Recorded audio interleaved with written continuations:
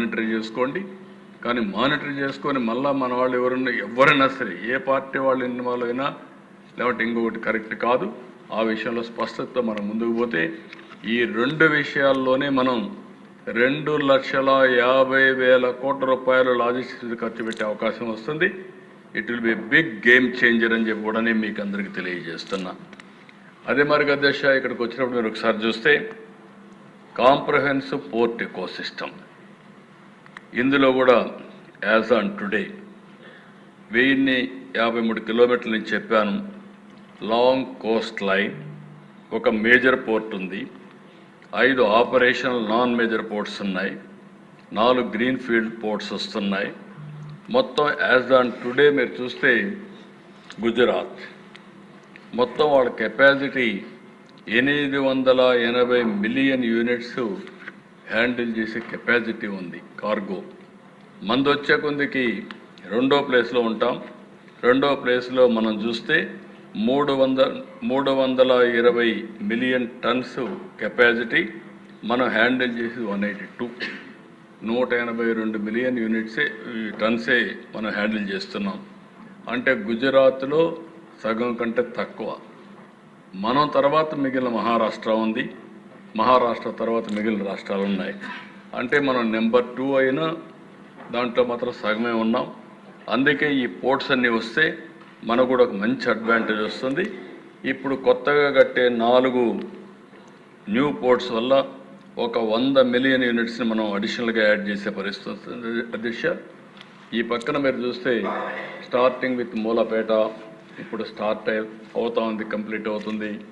దానివల్ల 83 MMTPA, Visakhapatnam 136 MMTPA, Gannavaram 64 MMTPA, Kakinada gateway 16 MMTPA, Kakinada deep water 26 MMTPA, Kakinada anchorage 4 MMTPA, rava 2, Machilipatnam 116, Ramayapatnam 139, Krishnapatnam 98, Duggirajapatnam ship building cluster కూడా వస్తుంది. దానివల్ల చాలా అడ్వాంటేజ్ వచ్చే పరిస్థితి వస్తుంది. షిప్ బిల్డింగ్ మొత్తం దుగ్గిరాజపట్నంలో చేయాలని గవర్నమెంట్ ఆఫ్ ఇండియాతో ఒక MOU కూడా చేసుకున్నాం.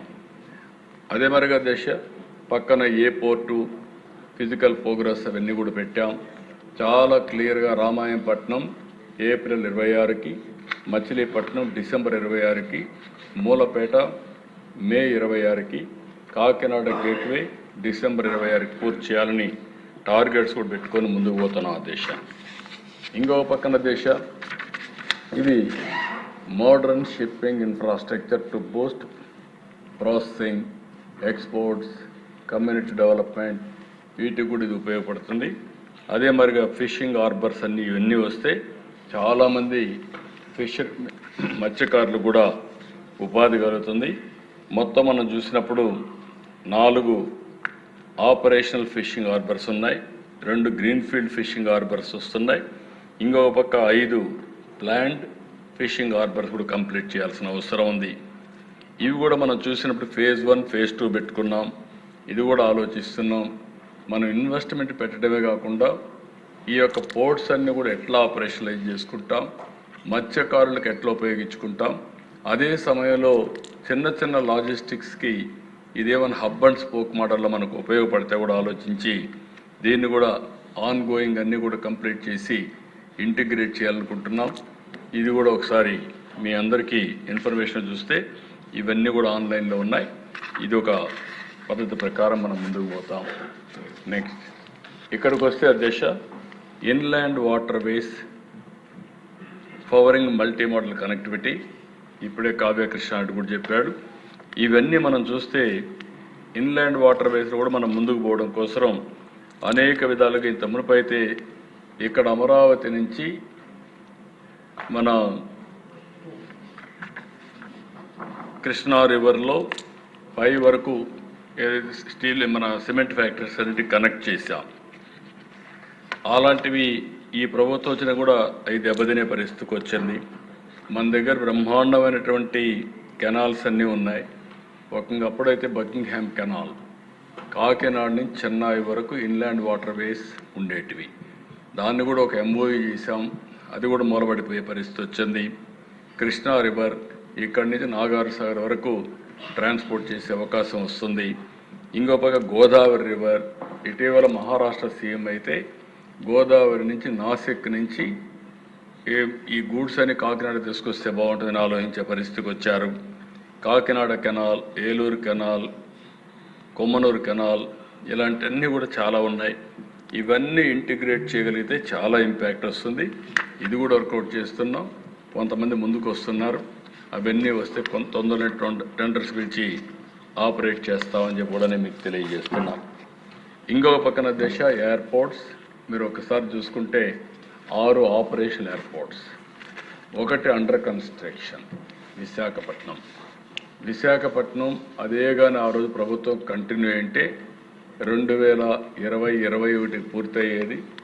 6 సంవత్సరాలు దాన్ని లేనిపోని నివుడు చేసి ఈరోజు ఆ ప్రాజెక్ట్ని దెబ్బతీసే పరిస్థితికి వచ్చారు. మళ్ళీ ఈ ప్రభుత్వం వస్తానే ప్రియారిటైజేషన్లో పెట్టాం.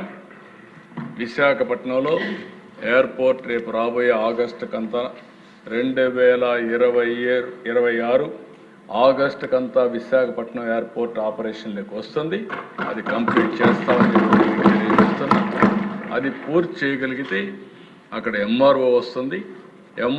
ఎంఆర్ఓ వస్తే ఉత్తరాంధ్రకు పెద్ద ఎత్తున ఎంప్లాయ్మెంట్ జనరేషన్ కూడా వస్తుంది. అదే సమయంలో ఈ ప్రాజెక్ట్స్ అన్ని మీరు చూసినప్పుడు చాలా వరకు ఇటీవల కాలంలో అయితే ఇప్పుడు ఈ ప్రభుత్వం వస్తానే వాళ్ళు ఉన్నప్పుడు మొత్తం తగ్గిపోయే పరిస్థితికి వచ్చింది. ట్రాఫిక్ కూడా మీరు ప్యాసింజర్స్ ట్రాఫిక్ చూస్తే ఇప్పుడు ఈ ప్రభుత్వం వస్తానే కంటిన్యూగా ట్రాఫిక్ అంతా కూడా పెరిగే పరిస్థితి వచ్చింది, ప్యాసింజర్ ట్రాఫిక్ కూడా. అయితే మన దగ్గర ఫ్లైట్స్ లేకుండా చాలా డిమాండ్ వచ్చే పరిస్థితి వచ్చింది. ఆ రోజు కూడా మీరు ఒకసారి చూస్తే ఈ ప్రాజెక్ట్స్ అన్నిటిలో భోగాపురం, అదే మరిగా విశాఖపట్నం, అదే సమయంలో రాజమండ్రి దాన్ని ఇంప్రూవ్మెంట్ అని తెలుగుదేశంలో చేశాం. అదే మరి ఎన్డీఏ ప్రభుత్వం చేసింది. విజయవాడ చిన్న టెర్మినల్ ఉంటే పెద్ద టెర్మినల్ కట్టాం. ఇప్పుడు మళ్ళీ నెక్స్ట్ టెర్మినల్కి వచ్చింది. అంటే ఇది కూడా చాలా డిలే అయితే వీలైన తొందరలో కంప్లీట్ చేయడానికి నవంబర్కి అంతా కంప్లీట్ చేస్తాం. అదే మరి ఇంకొక పక్కన తిరుపతి ఎయిర్పోర్ట్ని ఎక్స్పాన్షన్ అవన్నీ చేశాం, రన్వే ఎక్స్పాన్షన్ చేశాం, ఈవెన్ రాజమండ్రి రన్వే ఎక్స్పాన్షన్ చేశాం. అదే మరి కడప కొత్త టెర్మినల్ వస్తూ ఉంది, అక్కడ కూడా రన్వే ఎక్స్పాండ్ చేశాం. ఓర్వకల్లో ఒక ఎయిర్పోర్ట్ తీసుకొచ్చాం. ఇప్పుడు కుప్పం, దగదర్తి, ఒంగోలు, భవిష్యత్తులో తుని, అన్నవరం మధ్యలో, అదే మరి శ్రీకాకుళం కూడా మూలపేట ప్రాంతంలో ఒక ఎయిర్పోర్ట్ వస్తే బాగుంటుంది అనుకుంటున్నాం. ఎవ్రీ 1 అవర్కి ఒక ఎయిర్పోర్ట్ రావాలని, ఇవన్నీ ఆపరేషనల్ ఎయిర్పోర్ట్స్గా ఉండాలని చెప్పి ఆలోచనతో ముందుకు పోతున్నామని చెప్పి కూడా నేను మీకు తెలియజేస్తున్నా. ఇంకొక పక్క దిశ నేను ముందే చెప్పాను, లాజిస్టిక్స్ విత్ ఎయిర్ హౌస్ ఇవన్నీ కూడా 3.4 MMT వేర్ హౌసింగ్ కెపాసిటీ ఉంది. దీన్ని కూడా మీరు ఒకసారి చూస్తే 5 MMLPS ఉన్నాయి. ఇంకొక పక్క 3 గ్యాస్ పైప్ లైన్స్ ఉన్నాయి, 276 కోల్డ్ స్టోరేజెస్ ఉన్నాయి.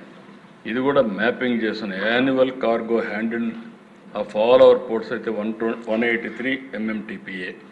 Wear housing capacity from SWC, CWC, AMC combined 3.4 MMT. చాలా మిస్ మ్యాచెస్ ఉన్నాయి. ఇవన్నీ కూడా ఇంకా ఎస్టాబ్లిష్ చేస్తున్నాం. తొందరలోనే కోల్డ్ స్టోరేజ్ ఎన్ని కావాలి, వేర్ హౌసింగ్ ఎన్ని కావాలి, అదే మరిగా మల్టీ మోడల్ లాజిస్టిక్స్ పార్క్స్ ఎక్కడెక్కడ రావాలి, ఇవన్నీ కూడా వర్కౌట్ చేసి